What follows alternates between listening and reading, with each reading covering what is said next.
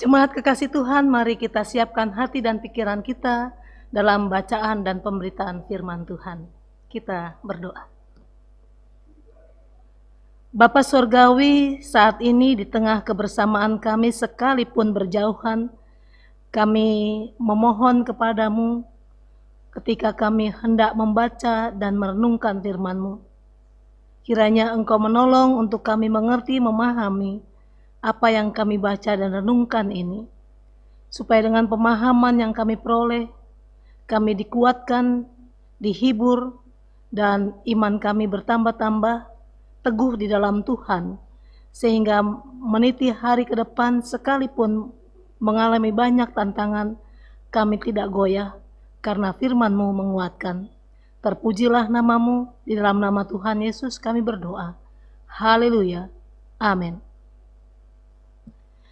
Bacaan Alkitab diambil bacaan Kitab Mazmur 123 ayat 1 sampai dengan 4. Demikianlah firman Tuhan. Seluruh perikop ini oleh Lembaga Alkitab Indonesia diberi judul Berharap kepada Anugerah Tuhan. Nyanyian ziarah. Kepadamu aku melayangkan mataku, ya Engkau yang bersemayam di sorga. Lihat, seperti mata para hamba laki-laki memandang kepada tangan tuannya, seperti mata hamba perempuan memandang kepada tangan nyonyanya. Demikianlah mata kita memandang kepada Tuhan Allah kita, sampai Ia mengasihani kita.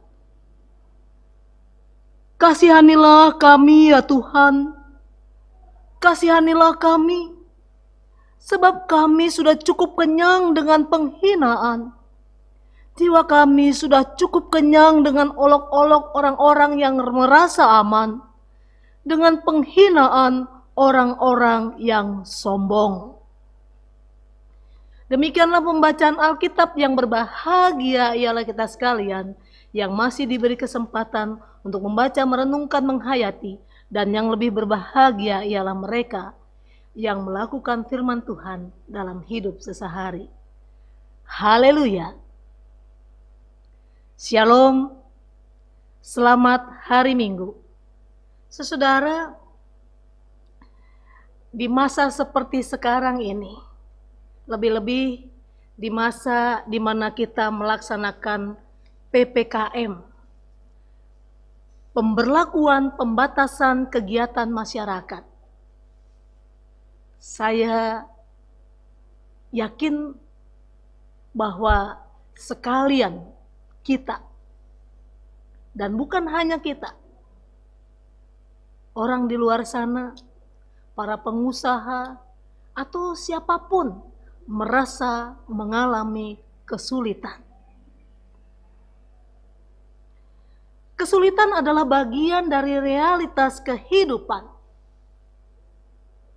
Di dalam pekerjaan kita menghadapi kepenatan, karena mungkin rutinisme atau pekerjaan-pekerjaan yang selalu menuntut deadline. Di dalam keluarga, kita menghadapi gesekan-gesekan, bahkan dalam pelayanan pun ada hal-hal yang tidak menyenangkan. Di dalam kesulitan yang tidak terlalu besar, mungkin kita masih bisa berpegang pada Tuhan. Akan tetapi ketika kesulitan yang besar datang menimpa, seperti misalnya krisis keuangan yang bertubi-tubi yang menimpa usaha atau bisnis kita, atau penyakit yang tidak kunjung sembuh, penyakit menahun, penyakit yang sukar untuk disembuhkan, kanker dan sebagainya, atau orang yang kita cintai meninggalkan kita,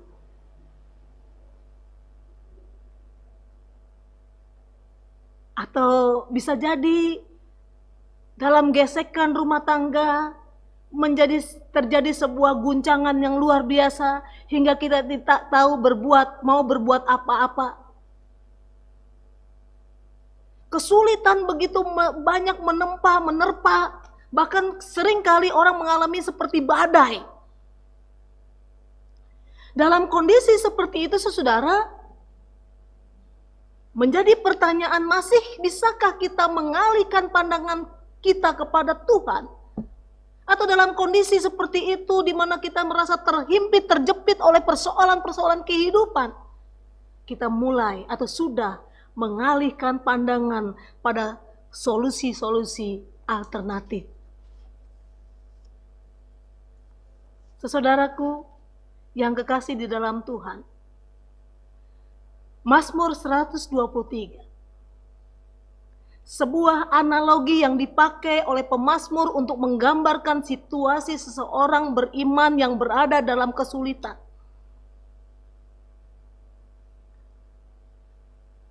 Seorang hamba yang memfokuskan pandangannya ke tangan majikannya. Hamba laki-laki mengarahkan pandangannya pada tuannya, dan hamba perempuan mengarahkan pandangannya kepada nyonyanya. Memang saudara, pada masa itu seorang hamba atau budak yang mengalami kesulitan tidak punya cara lain, tidak punya jalan lain, dan tidak bisa berharap kepada orang lain atau siapapun selain berharap pada majikannya. Si hamba menyadari bahwa dirinya sepenuhnya adalah milik majikannya. Dan hanya majikanlah yang memiliki kapasitas dan otoritas untuk melepaskan dirinya dari masalah yang menghimpit dia. Majikannya lah dan bukan orang lain yang memiliki kepentingan akan kebaikan dan kesehatan si hamba ini. Oleh karena itulah, si hamba menyadari bahwa hanya dengan memohon belas kasihan dari majikannya lah ia akan mendapat kelegaan. Ia akan mendapatkan solusi yang dia butuhkan. Oleh karena itu, ia berkata, demikianlah mata kita memandang kepada Tuhan Allah kita, sampai ia mengasihani kita. Dan dalam ayat 2, pemazmur menyebut mata para hamba laki-laki itu dan mata hamba perempuan itu. Saudara, dalam budaya Timur Tengah, dalam budaya Timur saat itu, dalam budaya Timur kuno maksud saya, tangan adalah sebuah bahasa yang penting. Menjadi sebuah aba-aba, menjadi sebuah simbol. Tangan dipakai sebagai aba-aba perintah atau memanggil. Demikian juga menghempas lengan baju untuk menyuruh mereka pergi. Dengan kata lain, begitu tuannya menggerakkan tangan, maka hamba yang ada di dekat dirinya harus tahu apa pikiran tuannya, atau hamba perempuan yang ada dekat nyonyanya harus tahu atau sadar akan pikiran nyonyanya. Oleh karena itu, mata hamba pada tangan tuan dan mata hamba perempuan pada tangan nyonya memiliki makna betapa hamba laki-laki dan perempuan itu dengan satu hati fokus melayani tuan, melayani nyonya. Mereka harus penuh perhatian dengan satu hati berfokus melayani. Analogi inilah yang dipakai oleh pemazmur untuk menggambarkan hubungan antara bangsa Israel dengan Tuhan.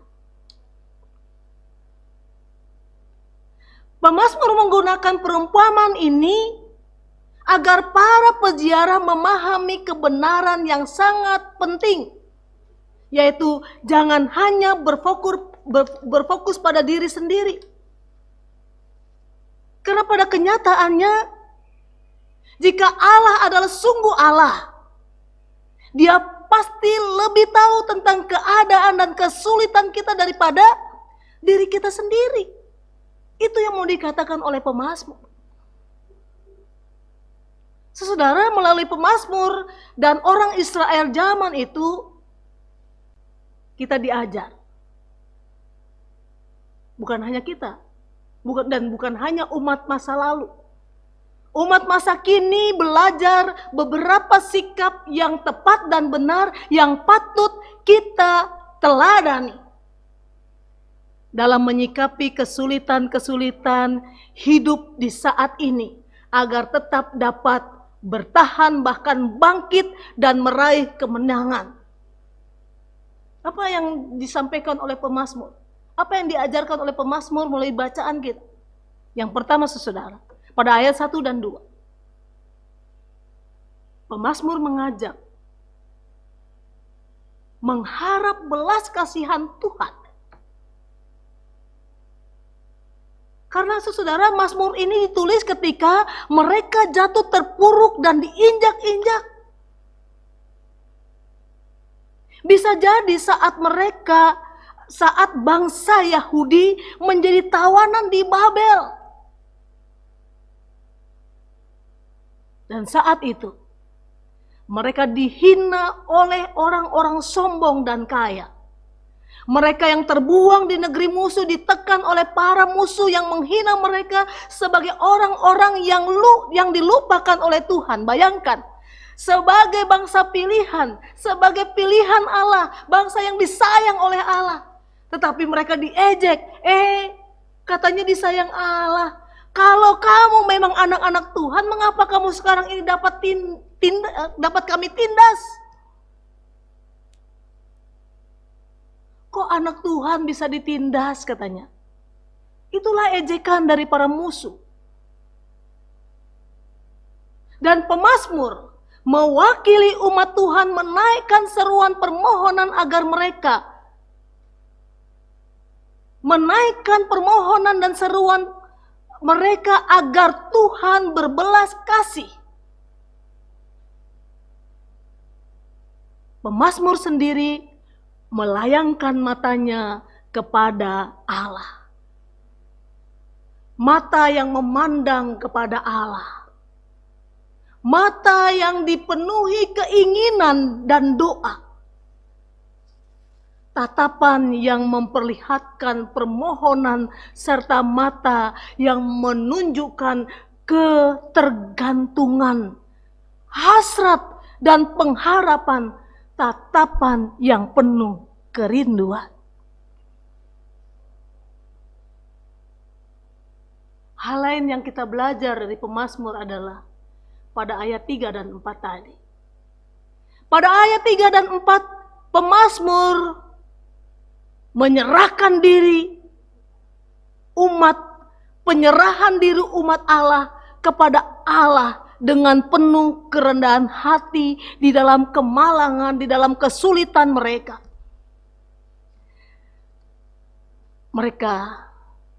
Pemazmur menjelaskan kesedihan mereka. Pemazmur mengatakan, kami sudah cukup kenyang dengan penghinaan.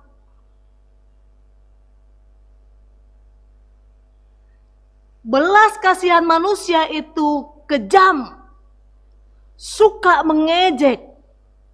Namun penghiburan kita ialah bahwa pada Tuhan ada kasih setia. Oleh karena itu, apapun masalah atau kesulitan yang dihadapi oleh umat Allah, belas kasihan Allah selalu menjadi obat yang manjur. Saudara, sekali lagi, siapa yang tidak pernah mengalami kesulitan? Namun kita tahu bahwa janji Tuhan adalah sauh yang kuat. Tidak ada perahu yang kebal dari hantaman ombak. Perahu yang terkuat sekalipun dapat terbelah, bahkan tenggelam karena ombak baru terjadi di Bali. Demikian juga dengan manusia. Tidak ada seorang pun yang kebal dari persoalan hidup. Seorang yang dianggap kuat sekalipun dapat lemah karena masalah.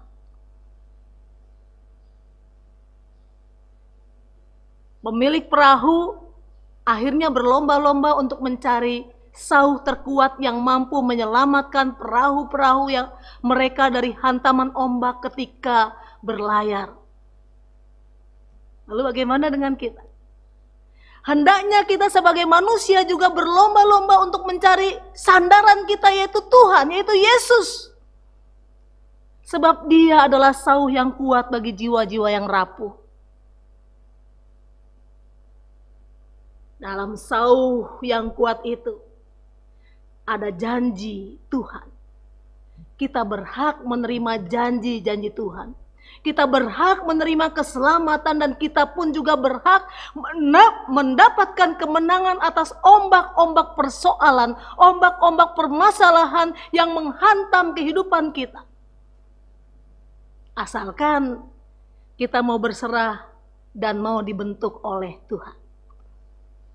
Peganglah janji Tuhan yang telah Ia nyatakan melalui firman-Nya. Jadikan janji-janji itu sebagai sauh yang kuat ketika kekhawatiran dan ketakutan menghantam hari-hari kita.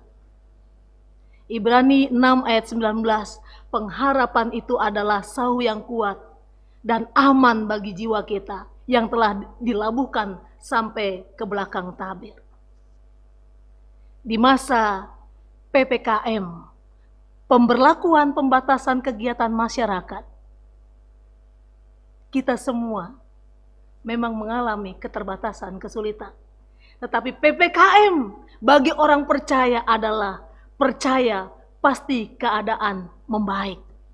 PPKM bagi orang percaya adalah pikiran positif krisis minggir atau menyingkir. PPKM bagi orang percaya adalah percaya pasti Kristus menolong. Dan darurat dalam rumah rasakan Tuhan. Darurat, doa adalah rahasia untuk rasa aman dan tentram. Darurat dengan arahan Roh Kudus. Usahalah risau aman. Usahalah risau akan aman tantangan. Dekapan Allah redakan dan usir rasa amarah dan rasa takut. Jangan khawatir. Karena pada akhirnya Tuhan yang berkarya, kondisi akan membaik. Tinggal kita berserah. Kesulitan apapun, percayalah janjinya. Pemazmur mengajak kita untuk memandang hanya kepada tangan Tuhan. Tuhan memberkati. Amin. Jemaat, mari kita satukan hati, kita berdoa kepada Tuhan. Kita berdoa. Ya Tuhan Allah Bapa yang Maha Kuasa, kami bersyukur untuk firman yang boleh kami dengar, menguatkan, menghibur dan mengarahkan hidup kami, untuk kami hanya bergantung pada kehendak dan keputusan Tuhan. Kami percaya bahwa yang kami imani adalah Tuhan yang Maha Kuasa, Tuhan Juru Selamat, Tuhan gunung batu kami, benteng keselamatan kami. Kepadamu ya Tuhan, segala persoalan dapat terselesaikan. Sumber hidup kami, Engkaulah Allah kami, Allah yang perkasa. Kepadamu kami memohon saat ini. Kami memohon kepada Tuhan, kiranya Engkau menolong kekasih-kekasih kami yang saat ini dalam masa pemulihan. Kami berdoa untuk Ibu Buha Pangaribuan, Ibu Chun Giok, untuk Bapak Radesman Sitindaun,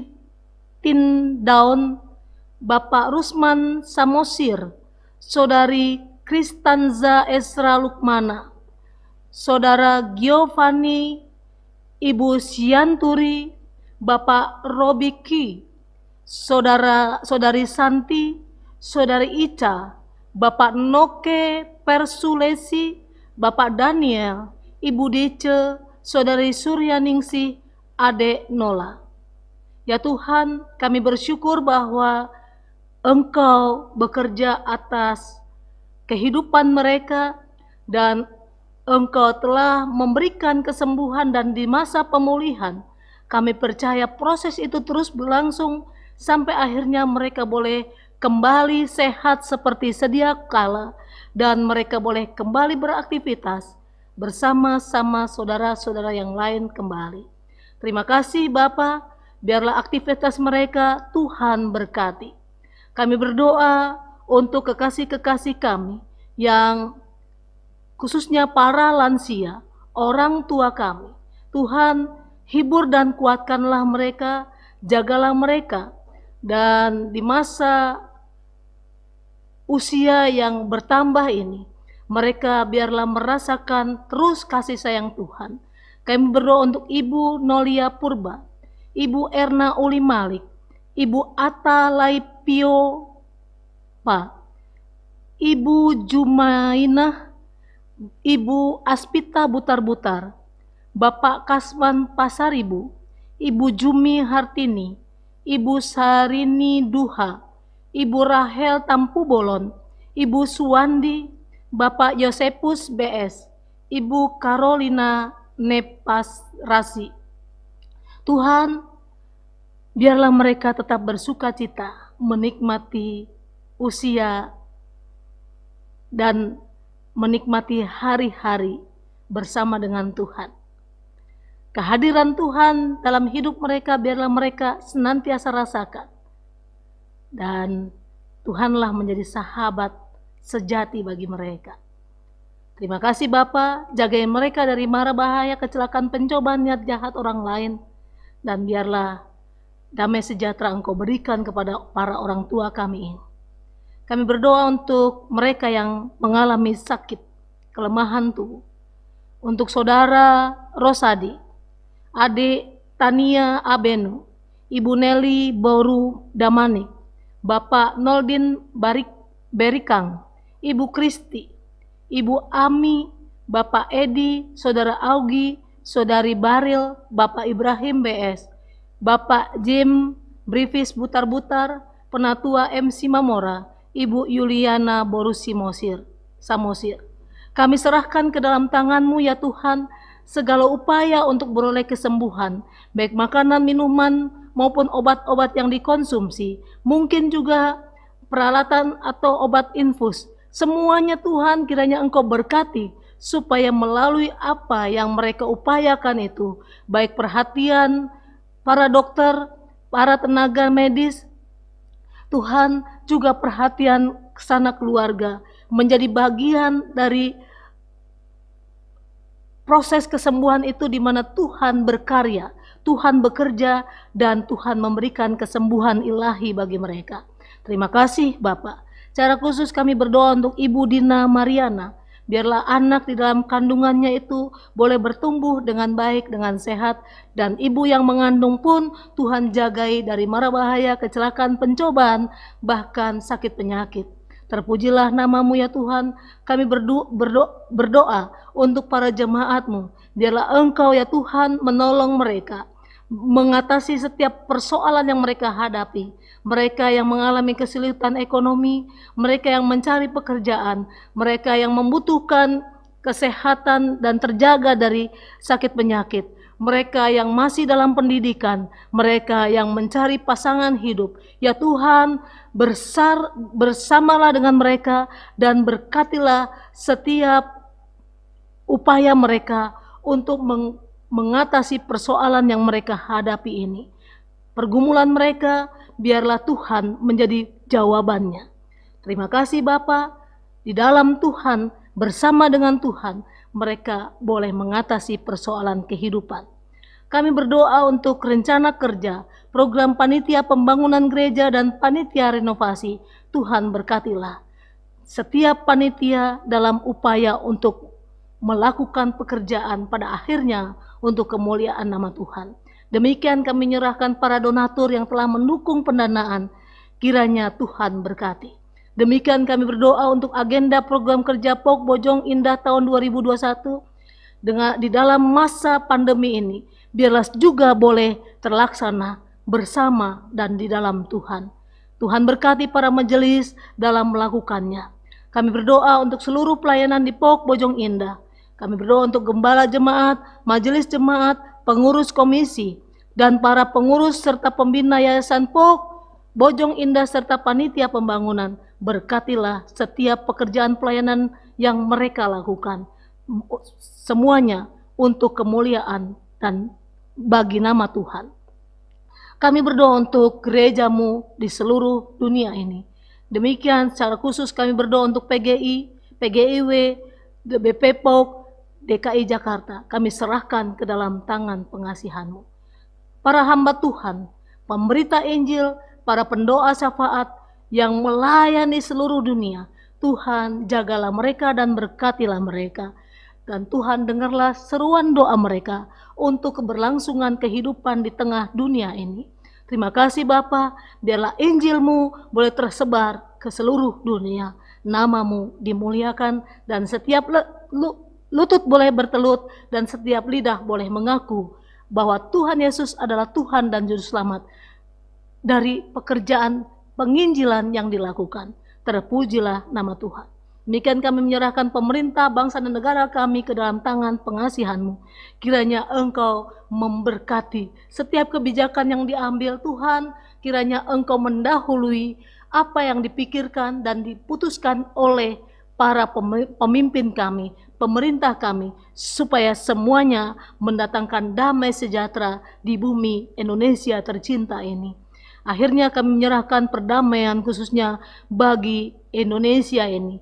Biarlah kehidupan bersama dalam toleransi kehidupan di masyarakat bangsa dan negara kami boleh rasakan dalam kenyamanan, tali persaudaraan, ikatan kasih yang bersama boleh terjadi di negara kesatuan Republik Indonesia ini. Tuhan, para pengambil keputusan biarlah memiliki visi misi yang sama untuk kesejahteraan dan persatuan bangsa ini. Terpujilah nama-Mu. Kami berdoa Tuhan secara khusus untuk kelas katekisasi 2021 dan 2022 dan persiapan baptisan anak. Tuhan berkatilah. Terima kasih Bapa, terima kasih ya Tuhan. Secara khusus kami berdoa untuk para dokter, tenaga medis dan mereka yang bekerja secara khusus di lapangan medis, baik tenaga dokter, perawat, cleaning service, atau apapun mereka yang saat ini berjuang melakukan pekerjaan tugas dan panggilan tanggung jawab untuk perbaikan, untuk merawat para penderita COVID-19. Tuhan jagalah mereka. Lindungilah mereka, berkatilah mereka. Berkati juga keluarga mereka. Berilah ketabahan, kekuatan, kesabaran. Terima kasih Bapa. Demikian kami menyerahkan mereka yang mengalami derita paparan COVID.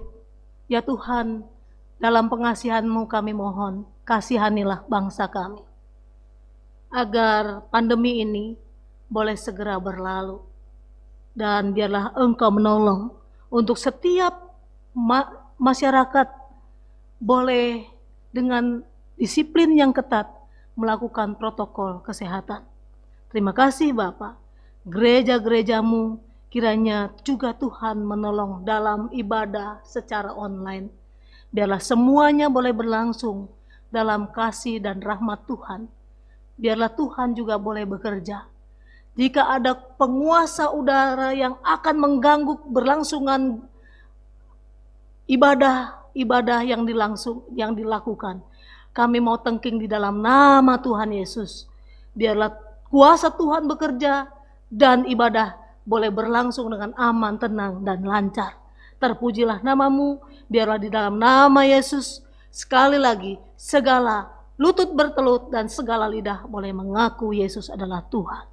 Terpujilah nama-Mu, inilah doa sembahyang kami yang kami panjatkan demi Kristus penebus Tuhan dan Juru selamat kami yang telah mengajar kami berdoa bersama-sama. Bapa kami yang di sorga, dikuduskanlah namamu. Datanglah kerajaanmu, jadilah kehendakmu di bumi seperti di sorga. Berikanlah kami pada hari ini makanan kami yang secukupnya, dan ampunilah kami akan kesalahan kami, seperti kami juga mengampuni orang yang bersalah pada kami. Dan janganlah membawa kami ke dalam pencobaan, tetapi lepaskanlah kami dari yang jahat, karena Engkau yang punya kerajaan dan kuasa dan kemuliaan sampai selama-lamanya. Amin.